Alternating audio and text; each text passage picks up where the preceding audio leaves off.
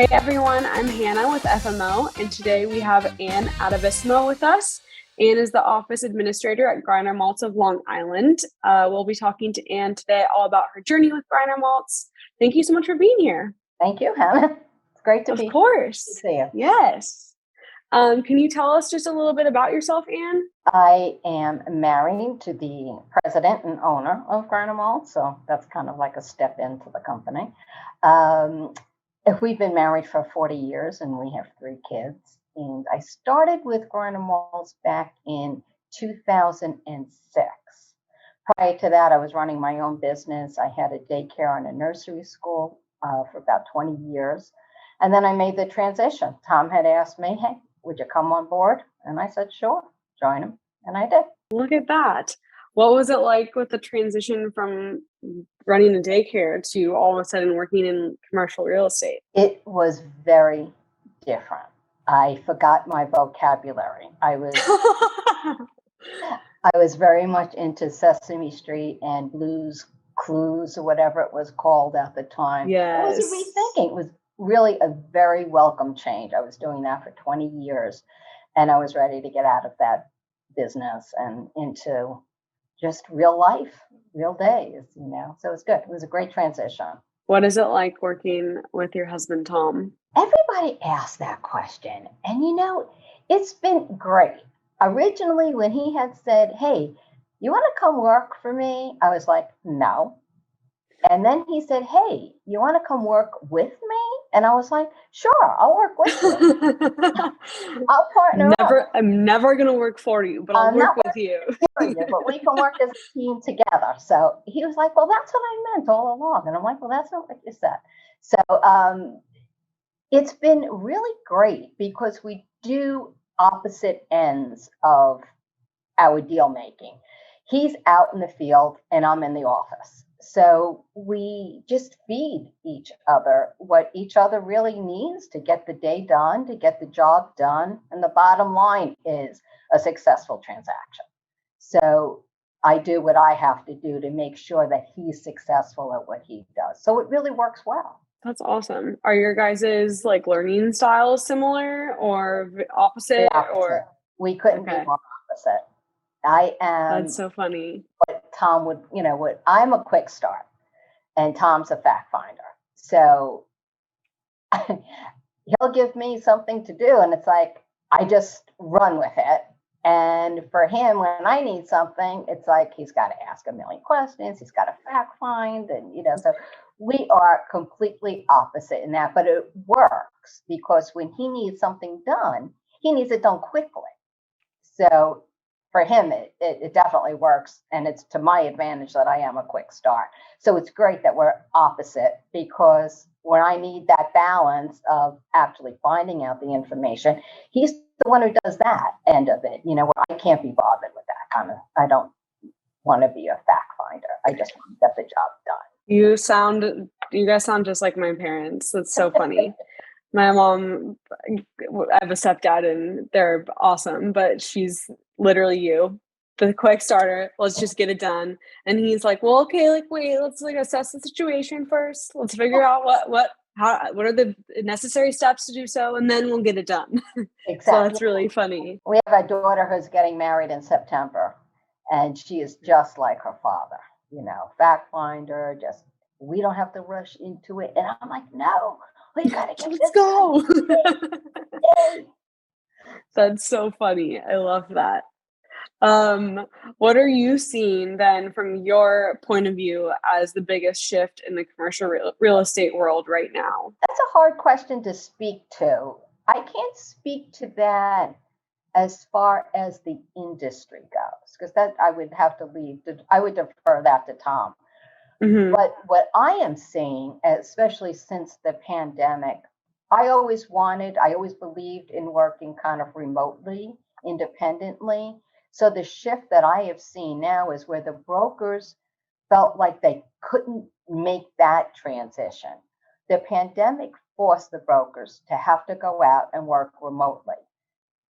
So the transition that we're seeing is now supporting the broker out on the fly. They're no longer in the office where you can have that conversation.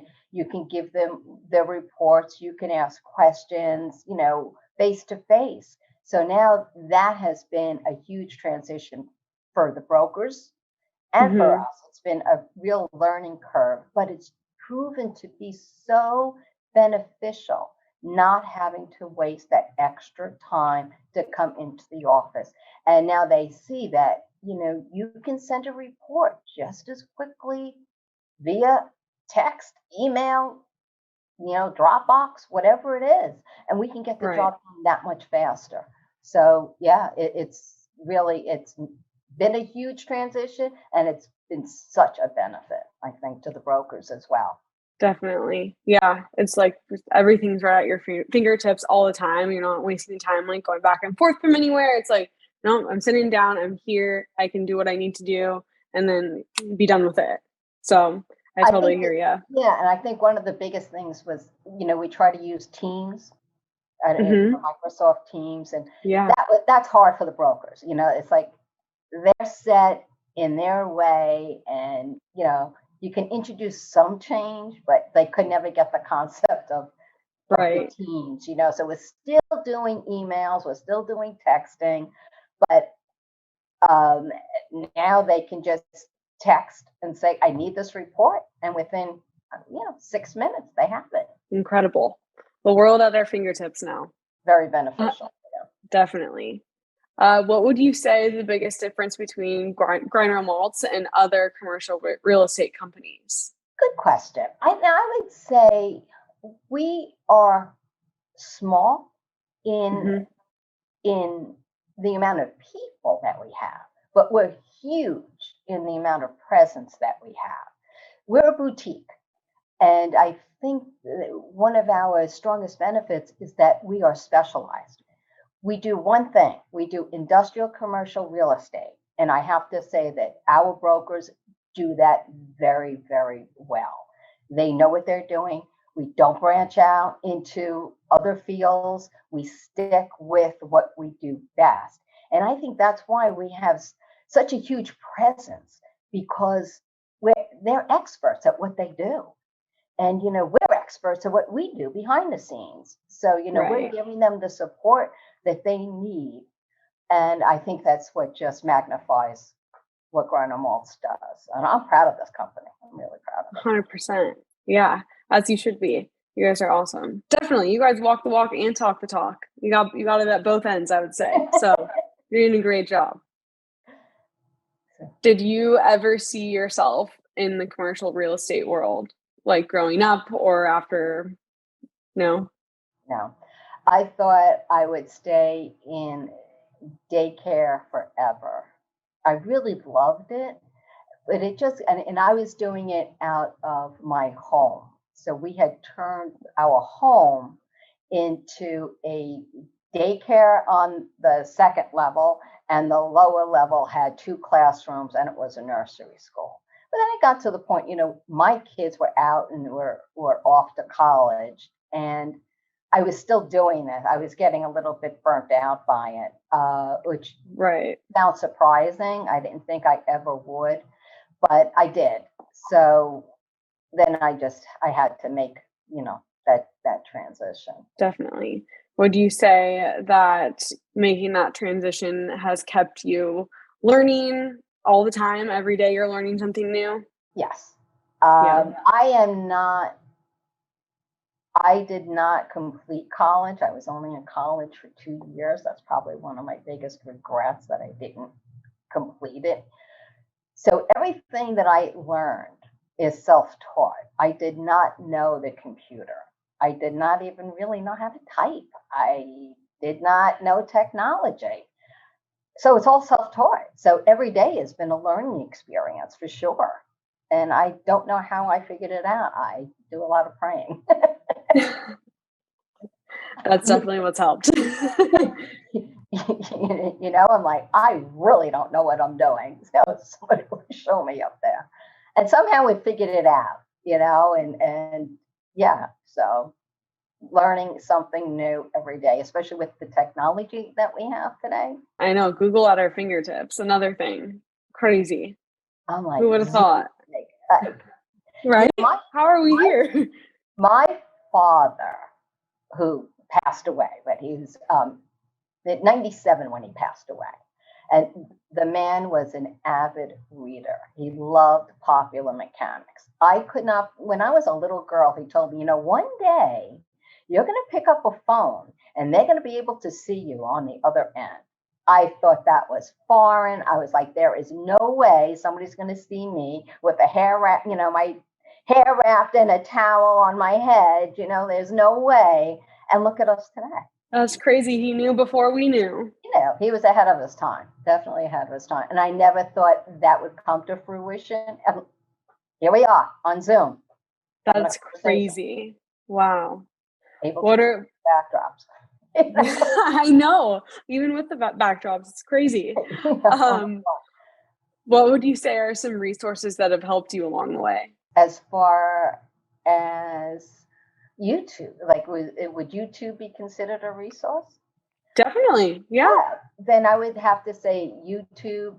I do webinars pretty much for everything. We use a program like our CRM program, our relationship manager program. We use this Act and Swift page. So I just went to and learned as much as I could doing webinars and YouTube. And when the computer breaks over here, there's an IT issue, I YouTube everything now. We don't have to call our IT guy in. He's like, YouTube it, Anne. And I do. That's awesome. So, yeah, it's Google University. It's crazy. Yeah, definitely. What would you say is your biggest challenge right now, either personal or professional or whatever it might be? What would you say is the biggest one currently? I think balancing everything. Balancing. I think I'm figuring it out, but you think you get it by now, being in your mid-60s, you think you've got it figured out. You still don't. You're still trying to balance your family, your spirituality, your work. And I think that's putting that equal balance is still a challenge. You tend to want to run with one day and the other another day. And sometimes you just feel that pull and you just got to recenter, refocus and get the job done. So you're telling me that I'm still going to have to figure out balance moving forward? It doesn't just come? No. Okay. Might get a little wiser, but you're still always. And, one day you're going to be a parent or maybe not. I don't know what your thing is, but so I'm a parent and no matter how wise I think I am, I'm still learning by my children, but my children will still say, oh, you don't know anything, I don't know. I think of my children be like, how could you ever even breathe? How did you even learn how to breathe without us being, around? Oh my gosh. It's like, we've been around. We have some wisdom to give to you, Heck yeah, definitely. So the kids are great, but we learn a lot from them and they hopefully learn, a lot from us, And I have a great husband who's a great role model and a great father. We had a great Father's Day yesterday. So that's awesome. What'd you guys do? We went to my daughter's future in-laws' house. So we got to celebrate, Father's Day together with both sides of the family, which was fun. And my other two children one's in Michigan and one's in Connecticut. So it's nice then to get together. Very cool. On the last podcast that I did with Tom, he shared that you guys had an opportunity to go to Italy. We want to go to Italy. No, you guys had you had an opportunity to go for work. Oh, he had an opportunity. Do you want to speak on that? I want to get both sides of the story here. I want to make sure that we have the same story. This is when we first got married? Yes. And he was an engineer? Yes. Okay. So they had sent him to Visalia Air Force Base he was an engineer in the defense industry. And they had sent him to Visalia Air Force Base, and he was supposed to be there, I think, 2 weeks, and he was there 6 weeks, and I was pregnant. So I was like 20 something weeks pregnant already. And so my biggest fear was like, oh, he's not going to come home and see this baby born, or whatever. So then he came home and everything was great. And then he did have another opportunity to go to Italy. And then he was like, no, he didn't, he was now a new dad. I believe it was like my son was already born. And he was a new dad, and he just was like, no, I'm not going to leave my family. They might leave me there, it'll be another, months. And no, he wasn't. He always believed that, the father, the mother's place was in the home with the family around the dinner table. We're very old fashioned still that way. That's what he said. You guys have the same exact story. Literally. Okay. Yeah. He was like, yeah, we didn't go, Anne was pregnant and we wanted to stay home and make sure, big family. And I was like, okay. And I was like, but you've been to Italy by now, right? And he was like, no. So next on the list. We were going to go. We're toying with that actually, because we were going to go, we're going to be married 40 years. So we always said, we will go for our 40th anniversary. But then the pandemic happened. Yeah, we're 38 years now. So then we're like, all right, so maybe 40 years we'll go to Italy. But there's so many other places. We also want to go to Israel. So it's like, so I don't know. I don't know where we're going. It's one or the other. It begins with an R. I could tell you, I can guarantee you it begins with an R. I love it. I've never been to Israel, but I've been to Italy, and it's absolutely stunning. I totally recommend it. What part of Italy were you in? My brother was actually doing a wine marketing program studying abroad in Siena, Italy. So we were in Siena, so Tuscany area, for a few days. And then that's north? Yeah, northern Italy. Mm-hmm. And then we went to Cicatera and we went to Lake Como. So we did kind of Lake Como is supposed to be beautiful. Yeah, it was stunning for sure. It felt like a little fairy tale land. I felt like I was in Beauty and the Beast or something, but it was, beautiful. So you guys have to make it. We argue about what part of Italy. We both, want to see where our roots came from. So this has been a long-standing argument. Because I'm Sicilian, and Napolitan. So you guys would have to be there for like a month to see both of them. And it was really funny when we met, and he came to my house first, and my grandmother said, "Oh, what part of Italy are you from?" And he says, "Oh, we're Napolitan." She's like, "Oh, that's okay." And then when I met his grandma, she's like, "Oh, first question, what part of Italy are you from?" And I said, "Oh, we're Sicilian, Sicily." And she's like, "Oh, okay." Like, I'm like, and it's all the same thing. Oh no, it's not the same. Both sets of grandparents were like, all right, we'll settle. Oh my gosh, that's hilarious. Big deal. It was a big deal. Wow. Well, besides Italy or Israel, what would be the next step for you in your career? Taking on the challenge. I think the industry, like I said, I'm not going to speak to the industry as far as the real estate goes, but I think the industry internally, how we give support to the brokers is also changing. So I think the challenge of learning the new technology, the social media, the digital marketing that FMO does for us so well, all of that it's ever evolving. So keeping up with that, I think, is probably the biggest challenge. Well, we will look forward to it. I can't see where you guys go next. Italy, Israel. Only up, as far as that goes. Yeah. No, only up though. In addition to those two places, only up. All the way up. Indeed. Well, thank you so much for joining us today, Anne, and for everybody tuning in. We'll catch you all on the next podcast. Will do. Bye.